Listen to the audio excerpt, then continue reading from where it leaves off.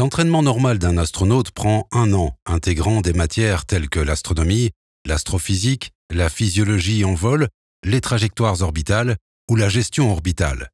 La survie fait partie de l'entraînement de base des astronautes. À l'époque de Gemini, on n'était pas sûr qu'une fusée pourrait atterrir en cas d'urgence ou de sortie d'orbite. Donc il y avait des entraînements de survie pour le désert, pour l'eau et pour la jungle. On devait apprendre à cuisiner et manger du serpent et entre autres, parmi toutes les bonnes choses, comment obtenir de l'eau dans le désert. Après 1 an et demi d'entraînement de base, le nom des astronautes était listé et cette liste était bien plus longue que le nombre de places disponibles. Et donc, on nous a tous confié d'autres tâches pour nous occuper tout en nous entraînant. 5 d'entre nous furent assignés au module lunaire et notre travail consistait à assister à la construction de ces modules. Donc nous y avons passé beaucoup de temps. Je dois admettre que j'ai passé plus de temps à dormir dans le module lunaire 6 que l'équipage qui l'a emmené vers la Lune. Mon travail suivant consistait à assister l'équipage d'Apollo 8. Apollo 8 a été envoyé en orbite autour de la Lune et en est revenu mais sans y atterrir. Quand ils sont passés derrière la Lune, ils étaient censés faire une poussée pour les faire descendre afin d'être capturés par l'orbite lunaire. Nous devions juste rester assis et poireauter pendant qu'ils passaient derrière la Lune, et nous savions que s'ils émergeaient de l'autre côté un peu trop tôt, ils n'auraient pas assez brûlé, pas assez ralenti, et allaient se perdre dans l'espace et n'entreraient pas en orbite. S'ils étaient un peu en retard, ça signifiait qu'ils étaient allés trop loin, qu'ils n'entreraient pas en orbite et que le vaisseau entamerait une chute en spirale vers le sol lunaire. Et bien sûr, sans module lunaire, ce genre de choses peut vous gâcher la journée.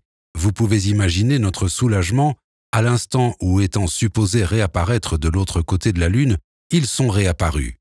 Ma fonction suivante consistait encore à assister la mission de l'équipage d'Apollo 12, celle qui a été frappée par la foudre en plein vol. À cause d'un orage à proximité, un éclair s'est déclenché et a frappé l'extrémité du vaisseau. La foudre a traversé le vaisseau, le booster et le tuyau des gaz d'échappement pour atterrir sur la rampe de lancement. Ça a grillé le système d'alimentation électrique et tous les ordinateurs. Vous pouvez imaginer ce qu'ils ont ressenti là-haut, sachant que tous les voyants se sont éteints d'un coup pour se rallumer quand les batteries ont pris le relais. Tous les voyants et les signaux lumineux se sont mis à clignoter dans le vaisseau, et toutes les alarmes, sirènes, sonneries et les alertes qui se trouvaient à l'intérieur, tout s'est déclenché en même temps. L'équipage ignorait totalement ce qui se passait. Une fois arrivés en orbite, nous avons testé tous les systèmes et tout semblait normal. Alors j'ai pensé, ça y est, j'en étais sûr, on m'a confié une mission de vol. J'ai été affecté comme équipage de remplacement d'Apollo 16, ce qui veut dire que j'étais sur le programme de vol d'Apollo 19. Mais plusieurs semaines plus tard, la NASA annonça soudainement qu'il n'y aurait pas de programme Apollo 18, 19 et 20. Nous étions au milieu de la guerre du Vietnam, le budget était en mauvais état, alors je vous laisse imaginer les 3 pauvres chiens battus, anéantis dans les bureaux. Notre vol vers la Lune n'aurait pas lieu. Un peu plus tard, j'ai reçu un appel de Tom Stafford, le doyen des astronautes à cette époque. Il me voulait dans son bureau. J'y suis allé et il m'a dit qu'il était navré que j'ai perdu mon opportunité pour la Lune.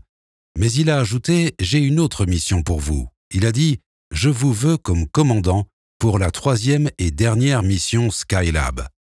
Et il a ajouté « Vous pensez être à la hauteur ?» Et j'ai répondu « Bien sûr, oui ». Et je dois l'admettre, j'ai eu la boule au ventre et la poitrine serrée, car j'étais pilote. Et normalement, on ne confie pas le commandement à un pilote. En principe, vous devez avoir au moins un vol spatial confirmé. Mais c'est à moi qu'il l'a confié. J'étais sous le choc, car Neil Armstrong a été le dernier commandant pilote sur Gemini 8. De 1974 à 1978, Gerald Carr et ses 4 coéquipiers ont battu le record de temps passé dans l'espace. 2017 heures, 15 minutes et 32 secondes. Carr a passé 15 heures et 48 minutes à l'extérieur de l'atelier orbital Skylab lors de 3 EVA. Envie de continuer à apprendre? Regardez ces vidéos pour vérifier ce que vous pensez savoir ou en savoir plus sur ce que vous ne savez pas. Abonnez-vous et restez curieux.